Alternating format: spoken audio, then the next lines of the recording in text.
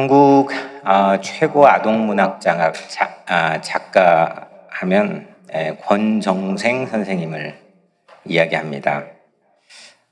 이분은 거지로 살았습니다.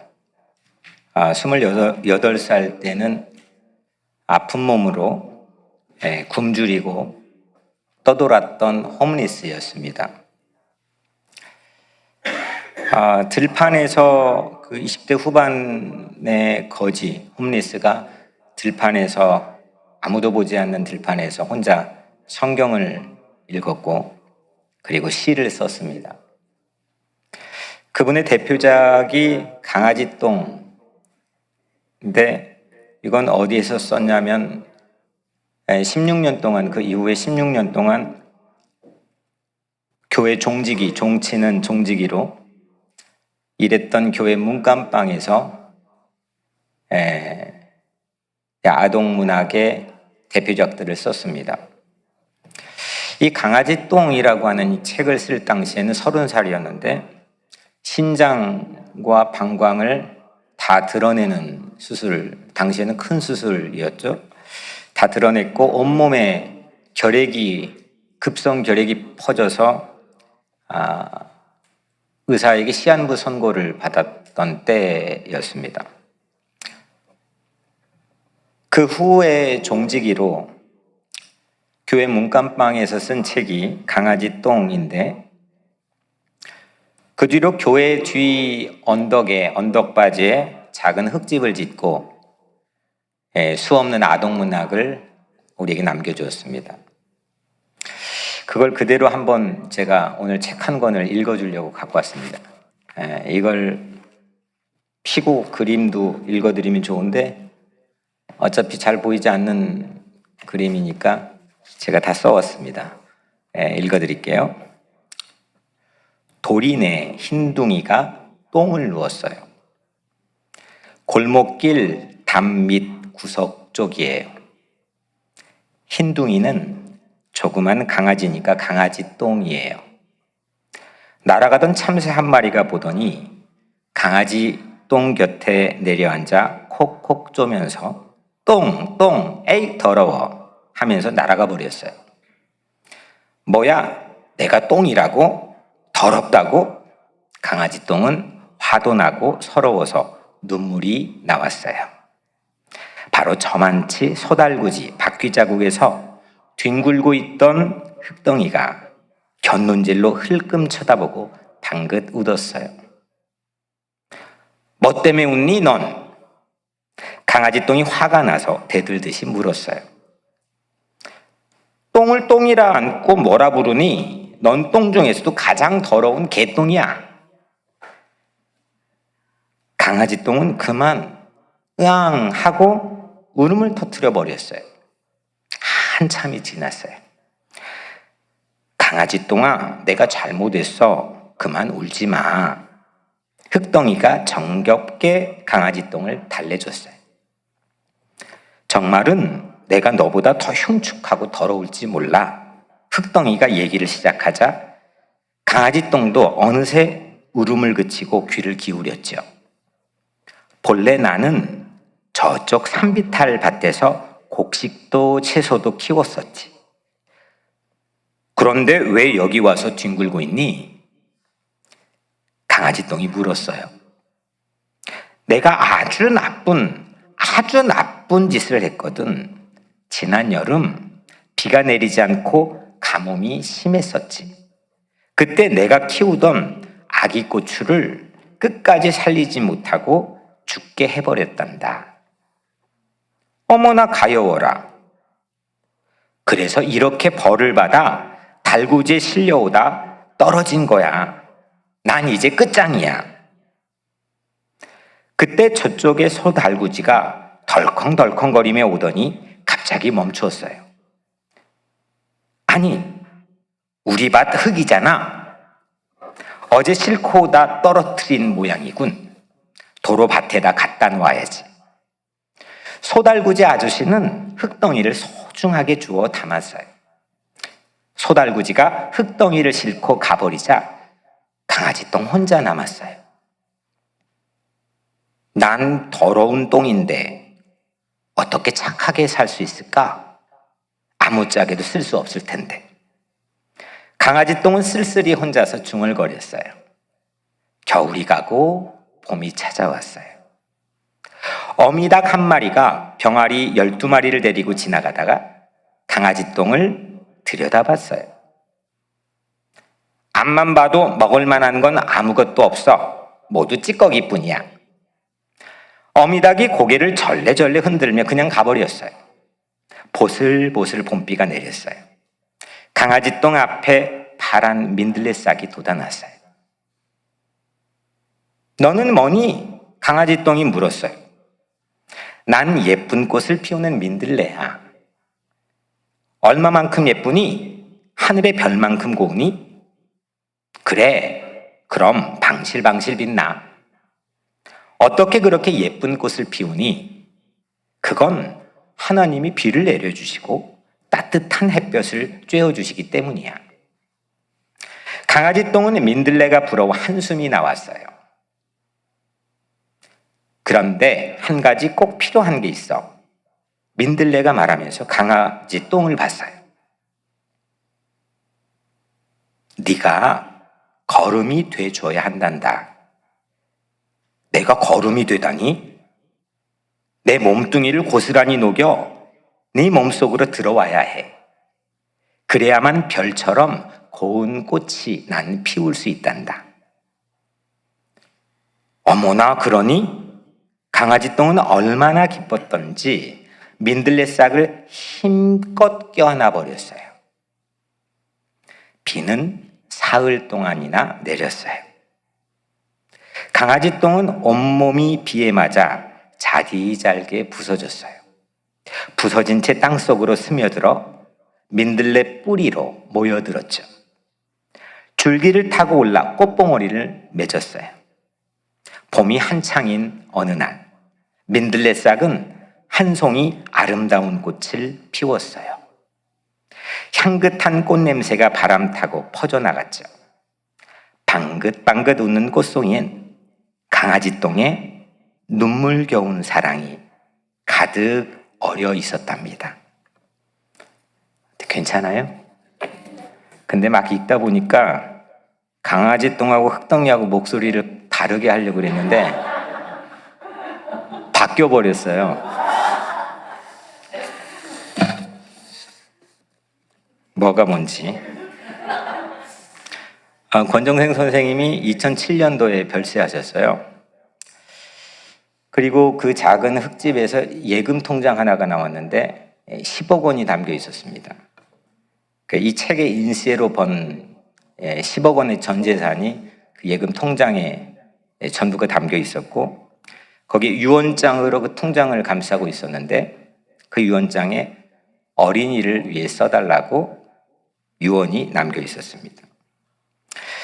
권정생 선생님의 이 책을 쓴 내용들의 주인공들은 한결같이 벙어리, 바보, 거지, 장애인, 외로운 노인, 강아지 똥, 이런 낮은 곳들의 약한 이들이 주인공이었습니다. 이 동화책을 이례적으로 설교 시간에 여러분들에게 읽어드린 까닭은, 본 설교 시간에 동화책을 읽어줘, 조 목사님은. 그렇게 생각할 수 있겠지만, 먼저 첫째로는 성경을 읽어내고 성경을 읽은 대로 살아내는, 그러면서 쓴 이 동화책이 살아있는 현대판 성서처럼 저에겐 다가왔기 때문이고, 두 번째로는 성경 안에 있는 핵심을 어떻게 알고 이해하고 깨달을 수 있을까? 이 책보다 더 우리에게 알려줄 수 있는 본보기가 또 있을까라는 확신 때문에, 그리고 성경을 땅으로 가져와서 품고 사는 가장 시의적절한 모습을 이 선생님이 이 책 안에서 우리에게 보여주고 있기 때문입니다. 내 형편대로, 성경을 우리 다 읽죠. 내 형편대로, 내 느낌대로, 내 감정의 기복대로 성경을 읽지 않고, 성경은 흔들리지 않는 거잖아요. 나는 흔들려도. 근데 흔들리는 내 필링으로 성경을 읽으면 이거 잘못 읽는 거잖아요. 오늘은 은혜 받을 수 있는데, 오늘은 괜찮게 들렸는데 내일은 안 그러면 성경을 무언가에 꿰뚫고 있는 큰 라인과 선이 잘못되어 있을 수도 있다는 거죠. 저희 가장 큰 관심은 성경 안에서, 본문에서 어떤 본문이든지 그 본문이 동일하게 큰 굵은 선으로 우리에게 말하고 있는 성경의 핵심이 과연 무엇이냐 이겁니다.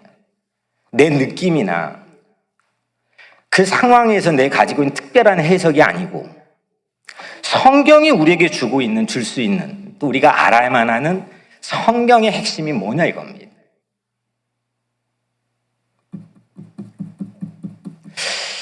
성경을 읽는, 이게 좀 전문적인, 원고에 없는 얘기지만 성경을 읽는 세 가지의 특별한 신학적 방법이 있는데, 첫 번째는 이건 역사 비평, 이렇게 부르면 역사 비평 또는 문학 비평. 그러니까 이거는 쉽게 말하면 2000년 전에 또는 3000년 전에 이게 쓰여졌을 거 아니에요. 그때 당시에 그 썼던 삶의 자리에 팩트를 중요하게 여기는 겁니다. 중요하죠. 근데 오늘날 우리 삶하고는 다를 수가 있잖아요. 그런 약점이 있습니다. 두 번째는 이게 그냥 있는 게 갑자기 우리 손에 주어진 게 아니에요. 경전 비평이라는 게 있는데 수 없는 과정을 거쳐서 경전이 되고 리렉션, 편집이 되어서 우리 손에 주어져요. 그러면 그 중간에 전해지는 과정 안에서의 하나님이 주셨던 의미는 뭐냐? 세 번째, 오늘날 최근 몇십 년에 가장 트렌디한 읽기 방법은 독자 반응 비평 방법입니다. 여러분들이 각자 읽는 자의 삶의 자리가 어떠냐 이겁니다. 읽는 사람이 가지고 있는 메시지가 뭐냐. 한국 사람이 읽는 것과 미국의 백인들이 읽는 성경이 똑같은 성경이 다를 수도 있는 거잖아요. 세 가지가 크게 보면 아주 쉽게 얘기하는 겁니다. 이거 제가 10년 배운 겁니다. 이 세 가지 방법을 가급적 설교 안에 다 녹이려고 하는데 각각의 약점들도 있고 강점들도 있습니다. 근데 가장 중요한 거는 내 상황이 어떻든, 독자 반응이 어떻든, 중간에 편집 과정이 어떻든, 실제 그 처음 자리에 역사적인 자리가 어떻든, 그 세계가 어떻든, 하나님의 말씀, 살아있는 이 말씀이 가지고 있는 핵심 코어가 뭐냐 이겁니다. 그건 흔들리지 않아야 되거든. 그런데 이 권정생 선생님은 자기 형편에 상관없이 성경을 읽어댔고 그 일관된 영적인 통찰력이 때로는 제가 전하는 한 편의 설교보다는 훨씬 더 큰 가치가 있다는 확신 때문에 오늘 이 책을 여러분들에게 전권을 읽어드렸습니다. 권정생 선생님이 성경을 들판에서 읽고 교회 문간방에 쓴 그 아동문학에 담겨있는 성경의 핵심은 뭐냐 그러면 약함인데 약할 때 강함이라고 하는 성경의 시종 일관되게 전해주는 메시지입니다. 약한데 강해요. 이걸 실제적으로 다 여러분들 오늘 본문에 있는 말씀이니까 익숙해서 다 알고 찬양도 우리가 부르고 하지만 실제 그거를 읽어서 내가 받아들여서 그거를 신뢰하고 붙들고 살아가는 실제적인 나의 모습은 뭐냐? 나는 그걸 실제로 바라보고 신뢰하느냐? 이 문제 앞에서는 실존적인 솔직한 고백을 할 수밖에 없다고 저는 생각합니다. 강아지 똥은 누구도 거들떠보지 않았어요. 버려졌죠. 심지어 다 피해갑니다. 권정생 선생님은 어느 날 교회 처마 밑에서 버려진 강아지 똥이 처마 밑에 비가 떨어지는데 그 강아지 똥이 비를 맞아서 점점 흐물흐물해지는 그 덩어리가 녹아내리는 모습. 그러면서 땅속으로 스며들면서 그게 점점 강아지 똥이 작아지는 모습. 그런데 하필 바로 그 옆에 민들레꽃이 피고 있었던 모습, 이 모습으로 이 책 한 권을 자기의 신앙 고백적인 내용으로 썼던 겁니다. 이게 성경의 핵심인 겁니다. 고운 모양도 없고 풍채도 없고 보기에 흠모할 만한 아름다운 것이 전무한 분, 누구죠? 예수님이에요. 이사야 53장에서 예언했던 메시아에 대한 모습이죠. 우리는 실제 예수를 본 사람이 아무도 현존 남아있는 사람이 없음에도 불구하고 서양에서 기준으로 설정한 백인과 그럴듯한 헤어스타일로 아주 멋있는 예수에 대한 아주 굵직한 상을 가지고 있습니다. 지난 20세기에 가장 중요했던 신학적 테마는 역사적 예수가 누구냐? 실제 2000년 전에 이 땅에 오셨고 살았고 십자가에서 죽었고 다시 사셨던 그 예수의 실제적인 모습은 뭐냐? 지난 100년 동안 2번의 큰 세계 전쟁을 거치면서 수많은 신학자들과 크리스찬들이 물었습니다. 근데 성경에서는 고운 모양도 없고 풍채도 없고 그 안에 아름답게 볼만한 흠모할 만한 것 단 하나도 없는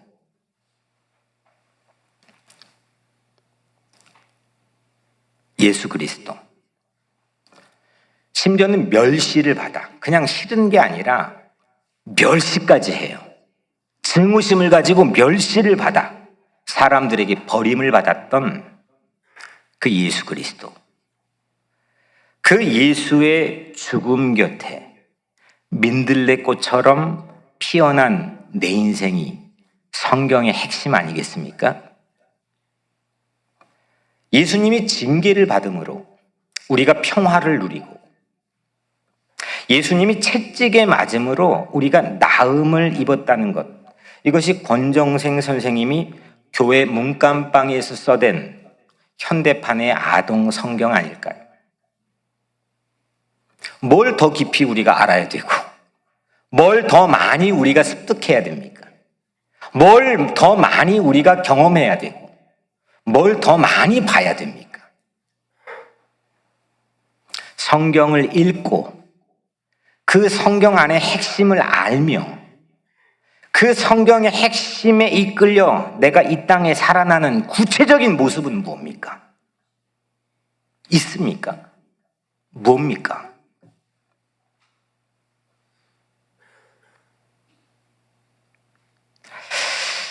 오늘 성경이 우리에게 제시하고 있는 그 성경의 핵심을 읽고 살아낸 하나의 샘플을 우리에게 소개하는데, 그 성경이 제시하는 강아지 똥이 바울입니다.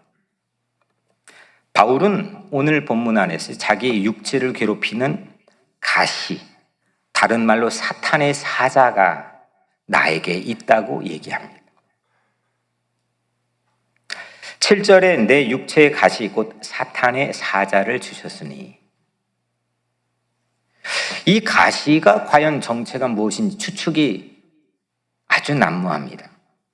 귀앓이로 인한 편두통, 또 우울증, 간질, 안질, 일상적 박해 또는 유혹, 수없는 이유들로 전문가들은 추측했습니다.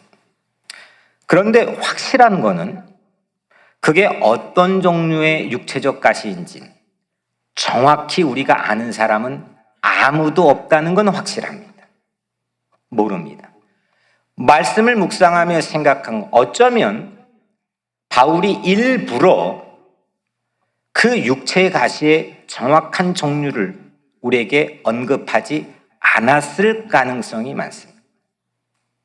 왜냐하면 그 약함 자체는 오늘 본문이 가지고 있는 핵심에서 빗겨가 있기 때문입니다. 저도 수없이 설교를 들었고 어릴 때부터 이 말씀을 참 사랑했고, 대부분은 약함이 가지고 있는 게 이 성경 본문의 핵심이라고 생각합니다.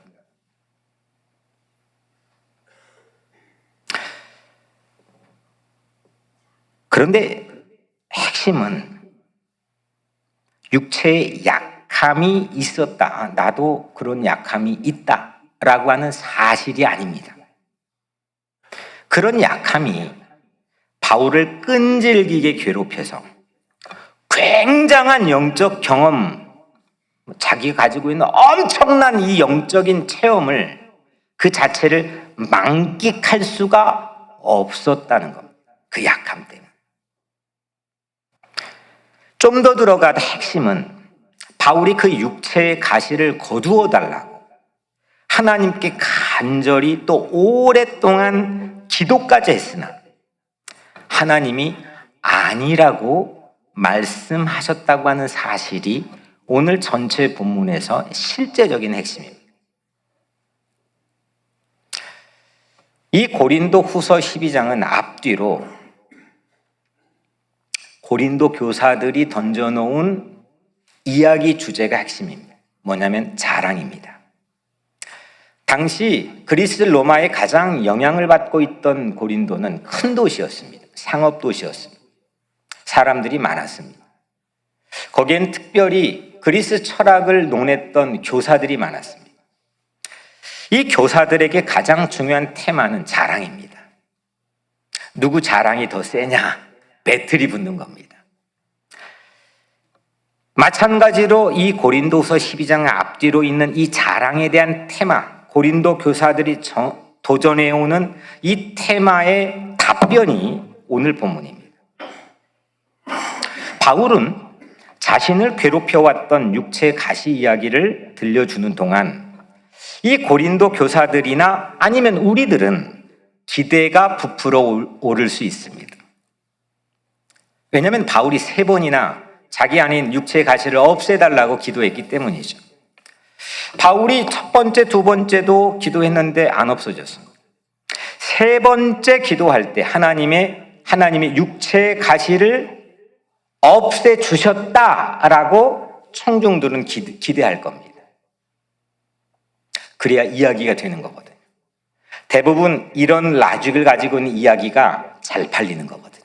설득이 되는 겁니다. 그게 자랑거리가 될 수 있는 겁니다. 이렇게 됐는데 난 오늘 이렇게 됐어, 이겁니다. 그것이 바울의 자랑일 거라고도 고린도 교사들은 다 생각했습니다. 그런데 하나님은 전혀 다른 말씀을 바울에게 하셨습니다. 7절, 여러 계시를 받은 것이 지극히 크므로 너무 자만하지 않게 하시려고 내 육체의 가시보다 사탄의 사자를 주셨으니 이는 나를 쳐서 너무 자만하지 않게 하려 하심이라. 바울의 체험되었던 그 영성, 자기 몸을 벗어났다 그랬거든요. 내 몸을 벗어나 환상 가운데 있는 이 특출난 자기의 영적인 경험, 이게 너무 커서 자만하지 않게 하시려고 육체의 가시를 너에게 줬다는 겁니다. 바울이 받았던 계시들은 실로 엄청났죠. 14년 전이었습니다. 다메섹에 가는 도중에 환상을 체험했죠. 그런데 하나님의 능력이 빛나려면 때로는 바울의 영성도 흔적도 없이 깡그리 사라져야 된다는 겁니다.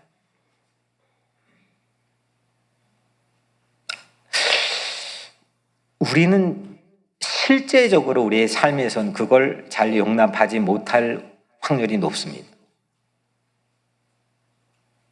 내가 어떻게 참고 어떤 상황에 드라마틱한 반전으로 그 바늘구멍 같은 확률에서 그 경험을 했는데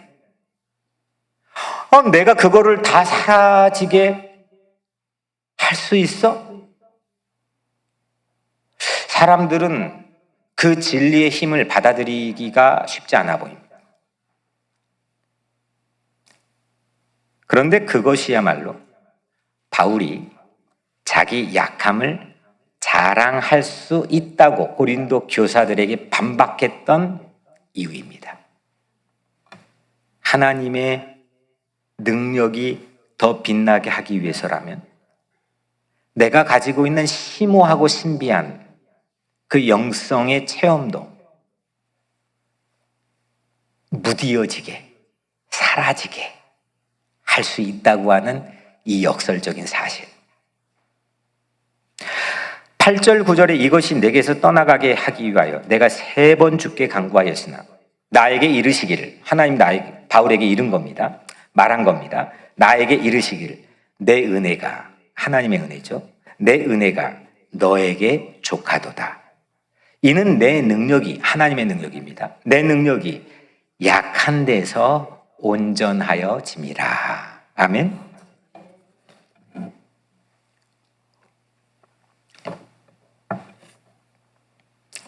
핵심은 바울 자신의 영성이 아니라 하나님의 은혜였습니다.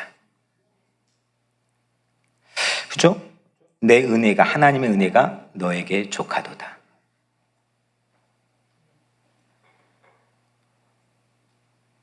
우리는 이렇게 생각해 볼 수가 있습니다.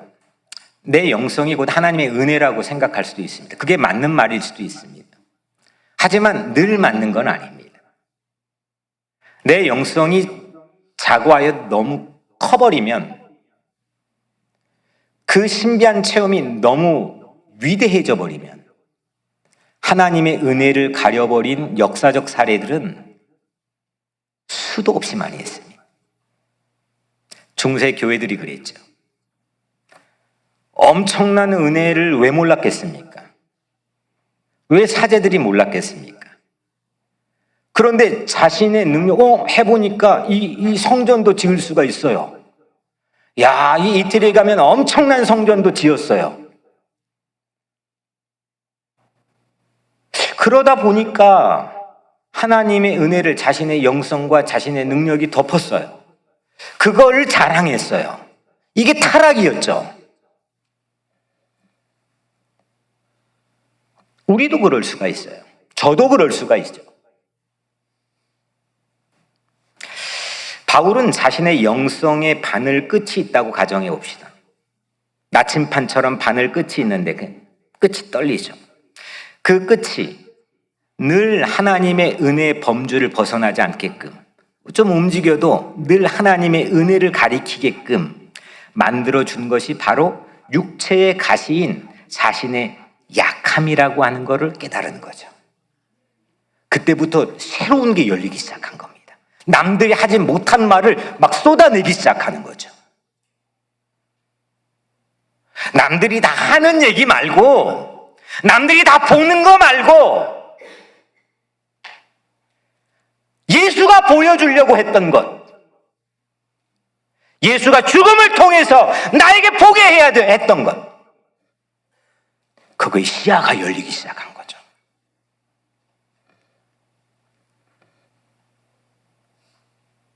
만약에 바울에게 이 약함이 없었다면, 바울에게 깊고 오묘한 영적인 체험만 있었다면 어땠을까요? 하나님의 은혜는 사라지고 바울만 남았을지도 모르죠. 우리도 그럴 우려들도 있을지 모르는 게 아니라 있지 않을까요? 어떻게 하면 내가 하나님의 은혜를 덮으려고 각오한 사람은 없겠죠. 그런데 우리 안에 있는 본성 때문에 내가 약함이 있음에도 불구하고 하나님의 은혜를 덮어버리려고 하는 시도를 우리는 수도 없이 하며 산다는 거죠.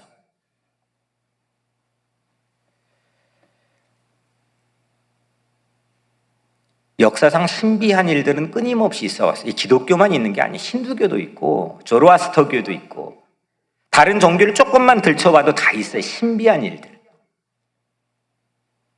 그런데 그 신비한 일에도 은혜를 남기는 사람만이 하나님의 역사를 이어가는 줄로 믿습니다. 이 고린도 교사들이 내걸었던 테마인 자랑은 남이 알아주는 게 묘미죠. 남이 알아줘야 돼요. 봤는데 못 알아주고 시큰둥하면 속상합니다. 급기야 삐지기도 하죠. 그거는 부부 사이에 가장 빈번하게 일어납니다. 가까운 사람일수록 가장 많이 일어납니다. 그런데 강아지 똥도 보면 남이 알아줄 게 아무것도 없다는 거예요.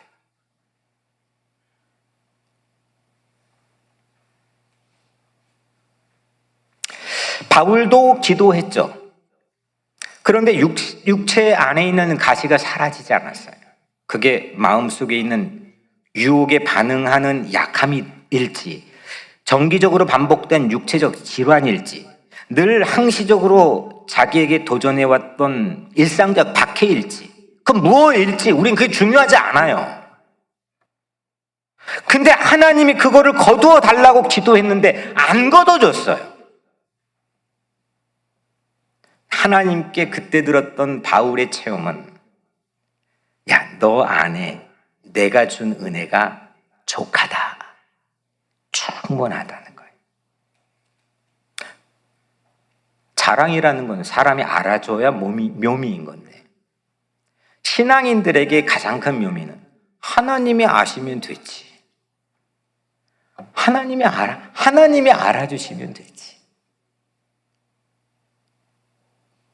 내가 어떤 분야에서 중요한 인물임을 뽐내는 것, 거기에 탁월한 실력을 과시할 수 있는 것, 남이 알아주는 것, 그게 생존 방식이라면 그 사람 불쌍한 사람입니다. 아마 우리 모두가 그럴지도 모릅니다. 왜냐하면 그 방식은 강함만이 있어야 되기 때문입니다. 근데 제가 목회하며 봤던 인간 실존의 뒷면은 전부가 약합니다. 실제는 약합니다. 그러나 바울은 그 자신의 약함으로 은혜가 족하다고 했습니다. 하나님의 능력은 바울의 약한 자리에서 온전하게 꽃을 피웠습니다. 이게 성경의 핵심인 거죠. 처음부터 마지막 66권 전체에 흐르고 있는, 그러면서 지르로 뿜어내는, 샘플로 마구 질러대는 성경의 가장 큰 줄기 라인은 바로 이거죠. 그리스도의 십자가 진리죠.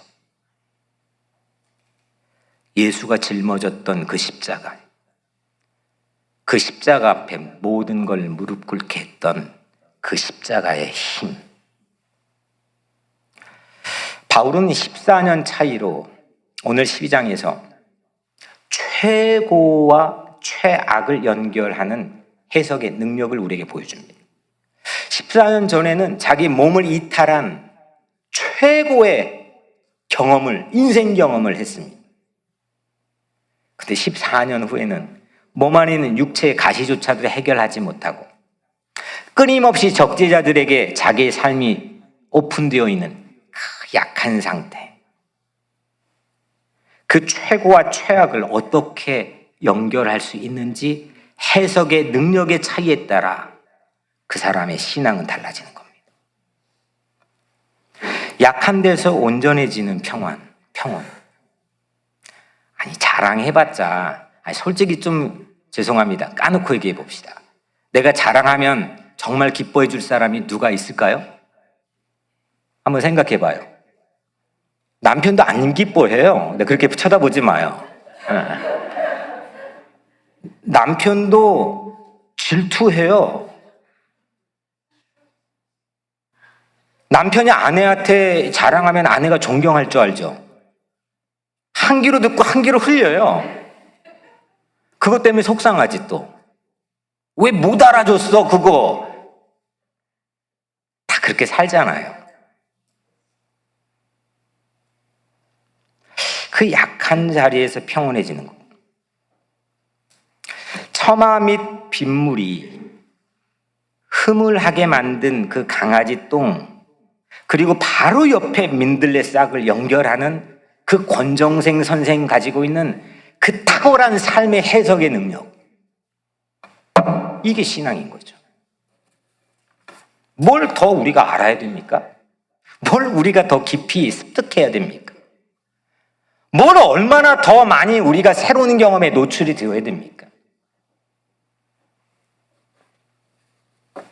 하나님의 은혜가 내 안에 충분하다고 깨닫기까지, 그러기까지는 우리는 뭘 잘할지라도, 뭘 잘 해냈을지라도 버려진 강아지 똥에 불과하다는 게 성경의 진단이죠.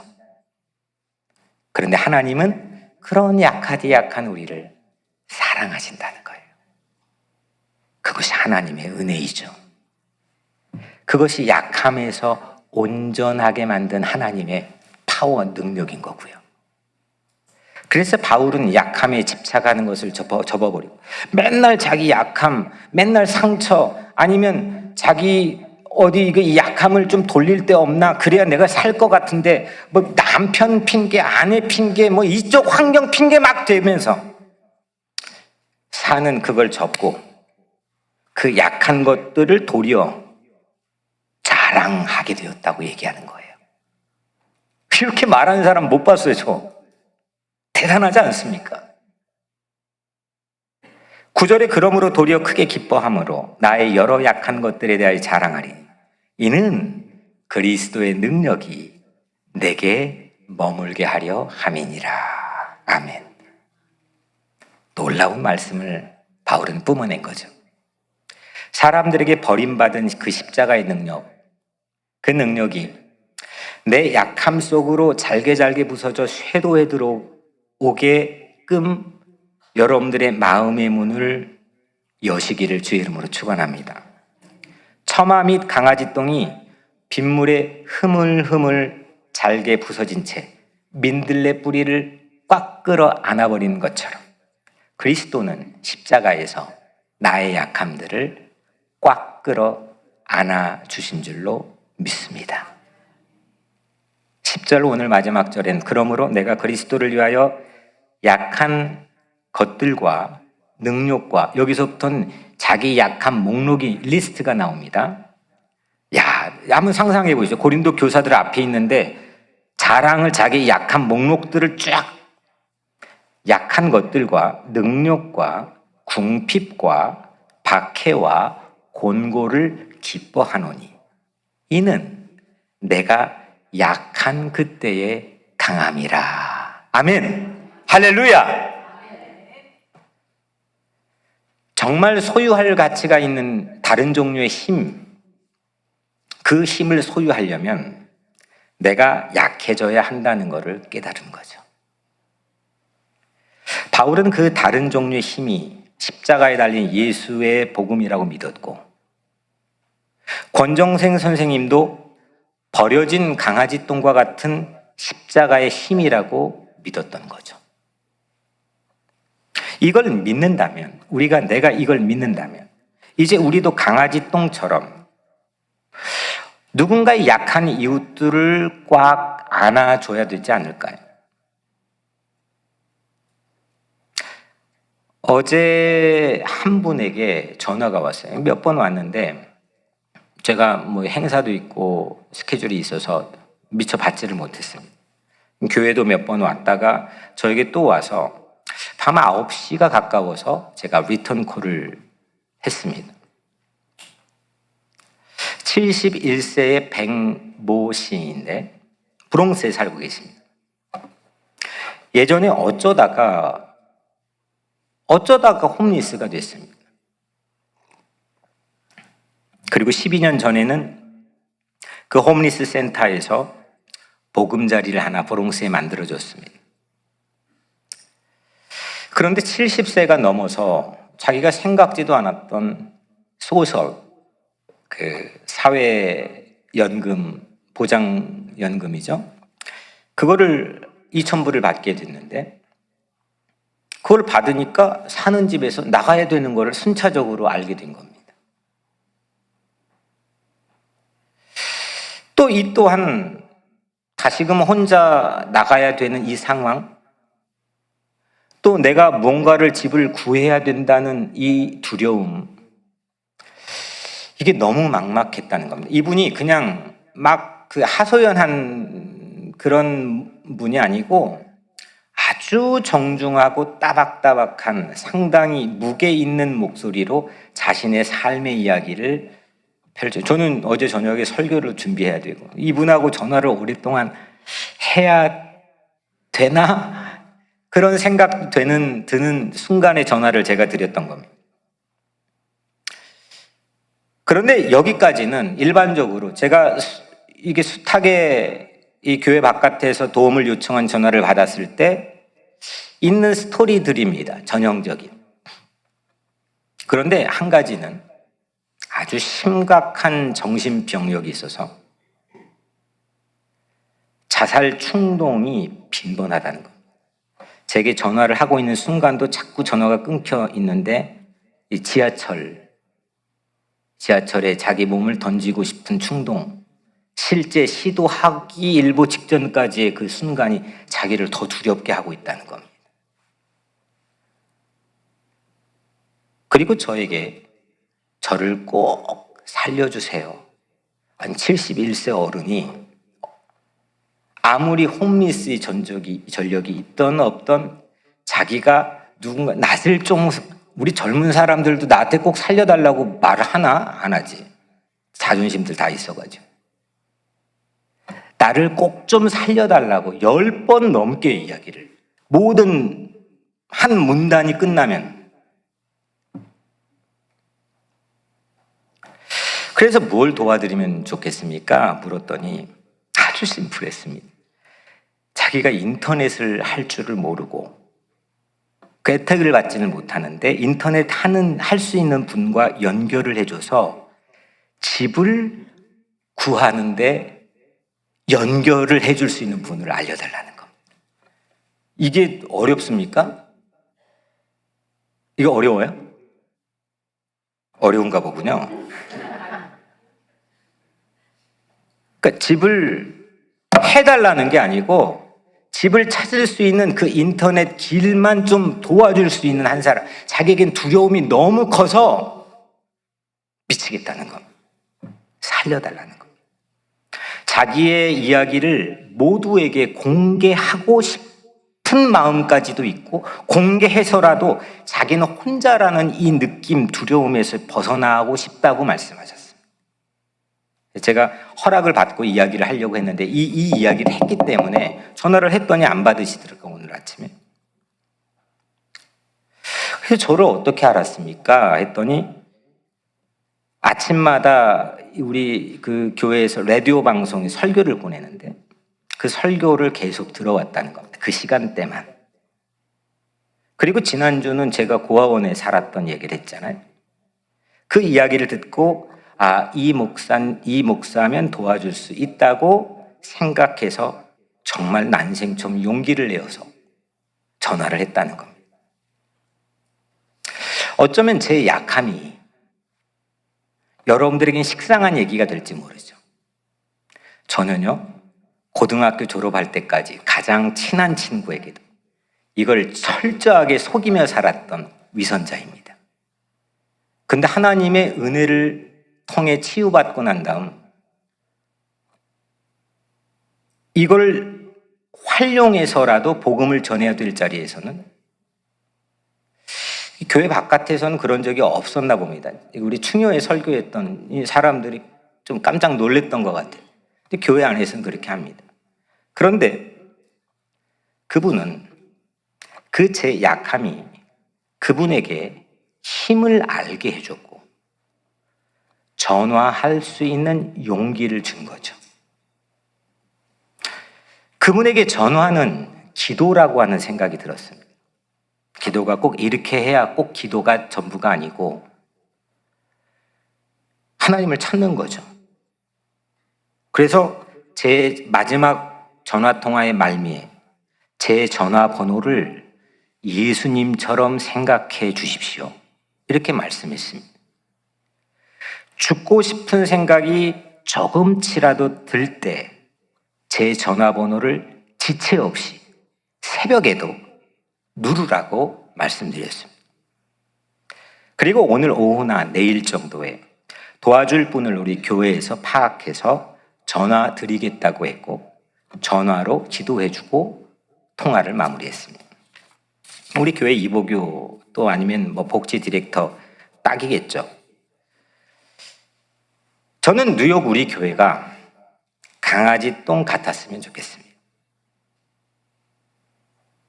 흐물흐물 잘게 부서져서 민들레 뿌리를 꽉 안아줘 들꽃을 피게 하는 강아지 똥 교회였으면 좋겠습니다. 우리가 살면 또 뭘 얼마나 살겠으며 또 그 삶 속에 무언가를 성취하면 또 얼마나 최고점을 찍겠습니까? 특히나 나이 들어보신 분들이라면 웬만큼 경험 다 해보셨을 텐데 그 최고점이 여러분들에게 남긴 건 과연 무엇입니까? 그 자긍심이 지속 가능합니까? 내가 하나님 앞에 섰을 때 근사하게 예수의 제자의 삶을 살았다고 하는 표식 자체를 삶의 목표로 살 수 있다면 그게 마치 권정생 선생이 그렸던 강아지 똥의 모습이라면 그거 근사하지 않겠습니까? 누군가의 영혼 속으로 내가 스며들어 생명의 꽃을 피울 증인, 그 증인이 강아지 똥 아니겠습니까? 민들레는 개인적으로 제가 가장 좋아하는, 그냥 좋아하는 게 아니라 가장 좋아하는 꽃 중에 하나입니다. 대학교 때 그 민들레라고 하는 노래의 가사를 아마 수백 수천 번 혼자 불렀을 겁니다. 무수한 발길에 짓밟힌데도 모질고 모진 이 생명의 땅에 그렇게 살아가는 민들레는 강아지 똥 같은 존재들이 안아주었기 때문에 아름답게 피어났겠죠. 흔하고 너른 들풀과 어우러져 거침없이 피어나는 민들레. 수천 수백의 꽃씨가 되어 세상을 꽃밭으로 만드는 민들레. 그 민들레를 피우기 위해 저는 내가 강아지 똥 같았으면 좋겠습니다. 그것이 예수 그리스도를 믿는 신자들이 참된 모습 아니겠습니까? 내가 오늘 이 자리에 앉아 있다는 것이 곧 그런 은혜를 받았다고 하는 증거 아니겠습니까? 여러분, 민들레 꽃망울에 강아지 똥에 눈물겨운 사랑이 어려 있듯이 내 인생의 꽃망울에도 십자가에서 흘린 그리스도 예수의 보혈이 채워져 있지 않겠습니까? 약함을 자랑하시길 바랍니다. 그 약함이 강함이라는 이 역설을, 이 복음의 역설을 삶으로 증거하시기를 주의 이름으로 축원합니다.